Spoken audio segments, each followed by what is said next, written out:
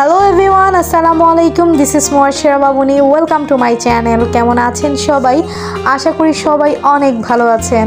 আজকে একটা দারুণ কেক ডেকোরেশনের ভিডিও নিয়ে আপনাদের মাঝে চলে আসলাম। আশা করি আপনাদের খুবই ভালো লাগবে। আজকের কেকটা হলো বাটারফ্লাই থিম কেক। এটা কিভাবে বাটারফ্লাইয়ের মোল্ড ছাড়া বানিয়েছি সম্পূর্ণ A to Z আপনাদের সাথে শেয়ার করব। আশা করি আপনাদের ভালো লাগবে। ভালো লাগলে অবশ্যই আমার চ্যানেলটা সাবস্ক্রাইব করে পাশে থাকা ছোট্ট বেল আইকনটাকে একটা ক্লিক করে দিবেন। ইনশাল্লাহ আমার নেক্সট ভিডিওগুলি সবার আগে আপনাদের মাঝে চলে আসবে। রিসেন্টলি আমি খুবই সিক, তারপরও কাজের ক্ষেত্রে কাজ তো করে যেতে হবে। কাজ তো কারোর জন্য বসে থাকে না, এটাই হলো দুনিয়ার নিয়ম। তো এই জন্যই ভিডিও আমার অনেক কম আসছে, বাট আমার অনেক কেকের অর্ডারও আছে। সব মিলিয়ে খুব টানা হেঁচড়া আর কি। যাই হোক, এখন হলো কেকের ডিটেলসে কিছু বলি। আমি একটা ভ্যানিলা স্পঞ্জের কেক বানিয়েছি। এটা প্রায় 3 পাউন্ডের কাছাকাছি হয়েছে। তো আমি গোল যে মোল্ডের যে কেক ডাইসটা আছে সেটাতে বানিয়েছি। আমার এই ভিডিওর আই বাটনে বেকিং লিস্টের প্লে লিস্টটা দিয়ে দিব। আপনারা ওইখানে অনেক ধরনের কেকের ভিডিও আছে এবং ভ্যানিলা, তারপর চকলেট, রেড ভেলভেট, সব ধরনের স্ট্রবেরি, সব ধরনের কেকের ভিডিও, হুইপিং ক্রিমের ভিডিও সব দেওয়া আছে। তো আমি এখন হুইপিং ক্রিম লাগিয়ে নিয়েছি। আমি এখানে ভিভো হুইপিং ক্রিমটা দিয়েছি, আপনারা চাইলে অন্য কোনো হুইপিং ক্রিম দিতে পারেন। তো এখন আমি মাঝখানে চকলেট দিয়ে দিচ্ছি, এভাবে গার্নাশ করে দিয়ে দিচ্ছি সম্পূর্ণ কেকটা জুড়ে। তো আমি আজকের কেকটা 2টা ক্রিম ইউজ করেছি, বাটার ক্রিমও ইউজ করেছি এবং হুইপিং ক্রিমও ইউজ করেছি। 3 লেয়ারে এই কেকটা বানাচ্ছি। প্রথমে 1 লেয়ার দিয়ে দিলাম চিনির পানি, এটা তো সবাই জানেন, তারপরেও সুবিধার্থের জন্য বারবার দেওয়া আর কি। তো এখন ভালো করে কোট করে নিচ্ছি। কোট করার জন্য আমি ফ্রিজে রেখে দিব কিছুক্ষণের জন্য। তারপর আমি আবারও নামিয়ে এখন আমি এই ধরনের একটা শেপে কেটে নিচ্ছি। মাঝখানে আমি স্লাইস করে কেটে নিয়েছি একবারে সমান ভাগে। তারপর আমি পিছনের সাইডটা পিছনের যে দোনো সাইডটা সেটা এই পাশে এভাবে লাগিয়ে নিয়েছি। দেখেন বাটারফ্লাইয়ের শেপ কিন্তু চলে এসেছে। এরপরও আরও কিছু কাজ আছে, আর একটু কাটিং আছে, সেটাও আপনাদেরকে দেখাবো। এই যে এভাবে একটু কাট করে নিব, তবে এই কাটটা আমি একটু পরে দিচ্ছি, কারণ কেকটা যেহেতু মাত্রই স্লাইস করে কেটে নিয়েছি, যার কারণে কেকটা যেহেতু জমে নাই, তো কাটতে যাওয়ার ক্ষেত্রে অনেক অসুবিধা হচ্ছিল আমার। তো এখন একটা পাইপিং নজেল বেগে আমি এভাবে ক্রিমগুলি দিয়ে চারপাশে কোট করে নিব। এভাবে করলে খুব দ্রুত কোট করা যায় আর খুব ভালো করে ক্রিমটা ফিনিশিং টাচ আপে আসে। আমি অলরেডি কেকের অর্ডার নিয়ে আপনারা সবাই জানেন। আমার কেকের নাম বাবুনিস বেকারি। আলহামদুলিল্লাহ মোটামুটি অনেক ভালো রেসপন্স পাচ্ছি। আপনারা চাইলে আমার কেকের পেজ থেকে কেকের অর্ডার করতে পারেন। যারা ঢাকায় আছেন তাদেরকেই বলবো, যারা মোহাম্মদপুর এরিয়াতে আছেন বা মিরপুর বা ধানমন্ডি এসব এরিয়াতে যারা আছেন, তারা আমার কাছ থেকে সহজেই কেক অর্ডার করে নিয়ে যেতে পারেন। কেকের ডেলিভারি ক্ষেত্রে ডেলিভারিও দিচ্ছি, তবে কেকের ডেলিভারি চার্জটা খুবই আসে আমি দেখলাম। তো সেই ক্ষেত্রে এটা আসলে যারা নেবেন তারাই, কারণ কেক জিনিসটা খুব সেন্সিটিভ, যারা ডেলিভারি দেয় তারা খুব কেয়ার করে জিনিসগুলো নিয়ে যায়, যার কারণে ডেলিভারি চার্জটাও বেশি আসে আর কি। তো এখন আমি এভাবে দেখেন 2 পাশ দিয়ে এরকম একটু ত্রিভুজ আকৃতি করে নিচ্ছি ডানাটা, মানে প্রজাপতির যে ডানাটা। এখন দেখেন একবারে কিন্তু পুরা মনে হচ্ছে যে এটা প্রজাপতি বসে আছে। তো আমি এখন ইয়েলো কালার দিয়ে কোট করে নিচ্ছি। আমার এই কেকটা আমার বাসার সবচেয়ে ছোট যে মেম্বারটা, তার জন্য বানাচ্ছি, আশফি। তো এটা আমার জালের মেয়ে, ওর বার্থডে ছিল 17ই মার্চ, কিন্তু কেকের ভিডিওটা আমি আজকে দিচ্ছি।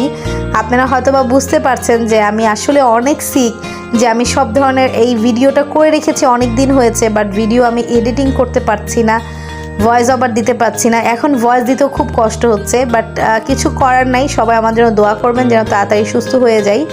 তো তারপরও যদি একটা ভিডিও যখন আপ না দিই, তাহলে হয় কি খুবই মানে ভিউজ কমে যাচ্ছে। তো এত কষ্ট করে একটা চ্যানেল দাঁড় করানোর পর যদি এই জিনিসটা হয় তাহলে খুবই খারাপ লাগে। তারপরও দেখা যাক, আল্লাহ ভরসা, যার কেউ নাই তার আল্লাহ আছে, এটা আমি মানি আর কি সবসময়।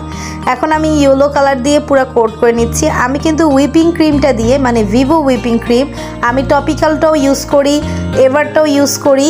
আমি এই 3টা হুইপিং ক্রিম ইউজ করি যখন যেটা মানে আমার হাতের কাছে থাকে। তো বেশিরভাগ সময় ভিভোটাই ইউজ করা হয়।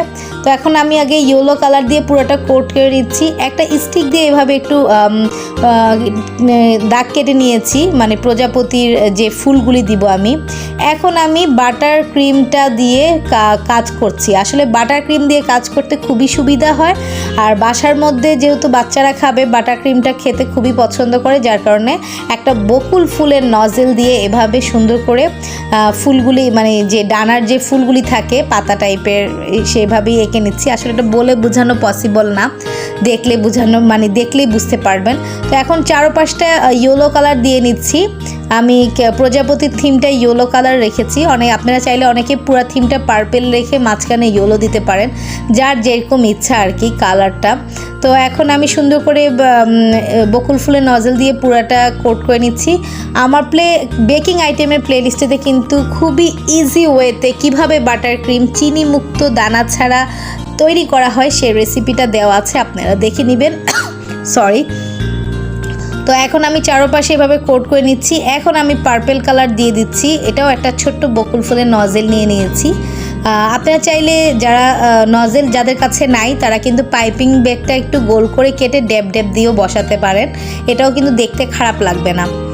তো কেকের ক্ষেত্রে হয় কি, যার যেরকম ডিজাইনের ইচ্ছা, তারপরেও আমরা তো ফলো করি কিছু কিছু ডিজাইন, তো সবাই ফলো করি, এক একজনের ক্রিয়েটিভিটা এক এক রকম। আমি এইভাবে তৈরি করেছি, আপনি চাইলে অন্যরকমভাবেও তৈরি করতে পারেন।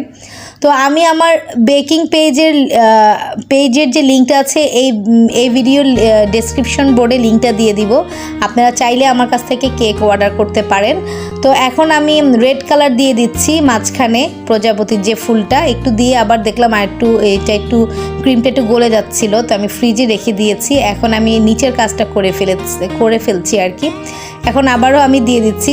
আসলে এই ভিডিওগুলি যখন আমি করি রাতে তখন 2টা কি 3টা বাজে, কারণ বাচ্চার পার্টি বাসায়, যার কারণে কেকের কাজগুলি আমি চাই খুব রিল্যাক্স মুডে করতে। এখন আমি নিচের জায়গাটা রেড কালার দিয়ে দিব। ফার্স্টে এরকম ঢেউ দেওয়ার পর দেখলাম যে আসলে ঢেউটা সুন্দর লাগছে, বাট এই সাইডে আসার পর কেমন জিনা লাগলো।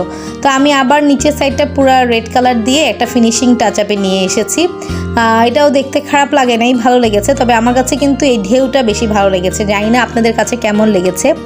আজকে হয়তো বা কথা একটু বেশি বলে ফেলছি, সবাই ক্ষমার দৃষ্টিতে দেখবেন। কেমন হয়েছে আজকের এই কেক ডেকোরেশনটা অবশ্যই জানাবেন, আর আমার জন্য একটু দোয়া করবেন যেন আবারও আপনাদের মাঝে রেগুলার হিসাবে আসতে পারি। তবে রমজান মাসে হয়তো বা বেশি ভিডিও যাবে না, কিছু কেকের ভিডিও ছাড়াও আসবে। আমি চেষ্টা করব কিছু হিজাব টিউটোরিয়ালের ভিডিও দিতে, যেহেতু সামনে ঈদ আসবে, সবাই চাবো নিজেকে একটু নতুন করে সাজাতে, ওগুলির ভিডিও দিব। এখন আমি নিচে বর্ডার টেনে নিচ্ছি পার্পেল কালারের। বর্ডার না টানলে তো কেকটা কি একটু সুন্দর লাগে না, যার কারণে বর্ডারটা লাগিয়ে নিচ্ছি। আর প্রজাপতির যে মাঝখানে যে একটা থাকে, এরকম একটা কি বলো ওটাকে, চোখ নাক মুখ থাকে, সেটা আমি ফন্ডেন্ট দিয়ে তৈরি করেছি। আসলে খুবই দুঃখিত যে আমি এটা আপনাদেরকে দেখাতে পারি নাই। তো এই তো আমার কেক কিন্তু অলমোস্ট হয়ে গেছে। আজকের মতন বিদায় নিব। সবাই ভালো থাকুন, সুস্থ থাকুন, আল্লাহ হাফেজ।